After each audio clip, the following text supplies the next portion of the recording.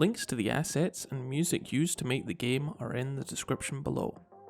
A few weeks ago was the 2021 annual GMTK Game Jam, a weekend-long game-making marathon. I mucked around with a few ideas and quick prototypes, but didn't have the time to finish because instead I was attending Indiecade Horizons, an international event all about student-made games. I was there representing my university, and was talking about an adventure narrative game me and a group of awesome devs had put together over the semester. I'm very self-conscious that in comparison to the energetic American hosts, I sounded incredibly low energy and dour. So I missed the game jam, but was still in the mood to try and create something cool in less than 48 hours. To fit around my summer job, I broke this up as 2 to 3 hours a day for 2 weeks. Now, enough preamble, on to the game. Inspired by one of my game jam prototypes, I decided I wanted to make a little 3D infinite runner, where the player was a spaceship that dodged asteroids. I started with player movement, making a simple class that made the spaceship follow the player's mouse position. I added some lerp, so the spaceship moves with a little delay, making it seem weightier. When the mouse moves very quickly across the x-axis, the spaceship rotates to do a little bank, and likewise it pitches up and down when the mouse moves quickly across the y-axis. Next, asteroids. Upon spawning, an asteroid has its scale randomly selected, so asteroids appear in different sizes. It then has a force added to it so it moves along the z-axis towards the player. A random rotation force is added to create some random tumbling. I wanted to give the game quite a specific stylized look.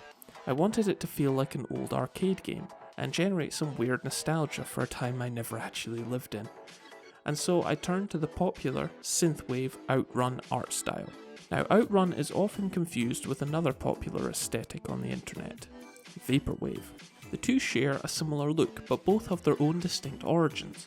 Vaporwave is inspired by the early computer culture of the 90s, and often contains themes of consumerism, nostalgia, and just being sad. Vaporwave art often features common elements like statues, bright pink and purple colour palettes, and VHS distortion.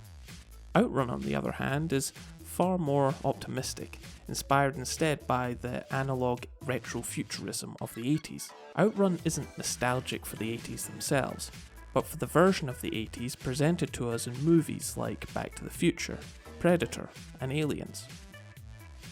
Man, I wonder if a popular 80s director will realise this and create a cash grab movie banking on nothing but this nostalgia. Common elements are a darker colour palette, neon wireframes, and driving your sports car late at night pretending you're Ryan Gosling. The Outrun art style has actually gone on to inspire some very cool games like Hotline Miami and Far Cry Blood Dragon.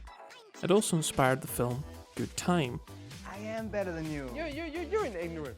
The first thing I did to try and develop this aesthetic was create a custom shader that shows 3D objects as wireframes. A link to the code I based this shader on is down below. Annoyingly, I couldn't get the shader to work in WebGL, which is a shame because I wanted the game to be playable in the browser. Post-processing was applied and is what really sold the look of the game. A bloom effect was added that makes the wireframes seem like they're glowing, and a slightly transparent UI panel washes out the colour, making it seem like an old monitor without rich blacks. Lens distortion was added, which makes it seem like the game is on an old school CRT monitor or arcade machine. A vignette also helps sell this effect.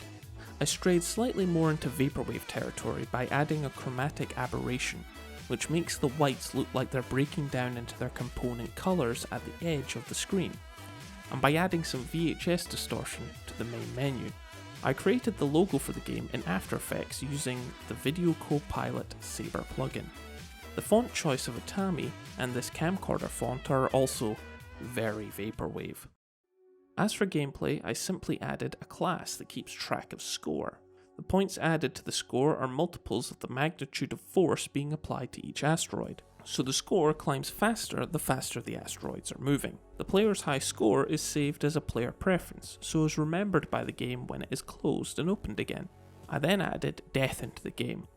When the player touches an asteroid, the game object that is their ship is destroyed, and in its place, this particle effect explosion I created is spawned. I created a death explosion sound using the BXFR generator, which I also used to create the button hover sound and level startup sound.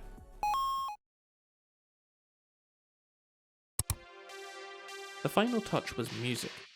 I used some Creative Commons tracks by the artist EVA to sell that synthwave feel. The music player has to be built as a do not destroy on load object, so the music plays seamlessly when the scene resets when the player hits replay.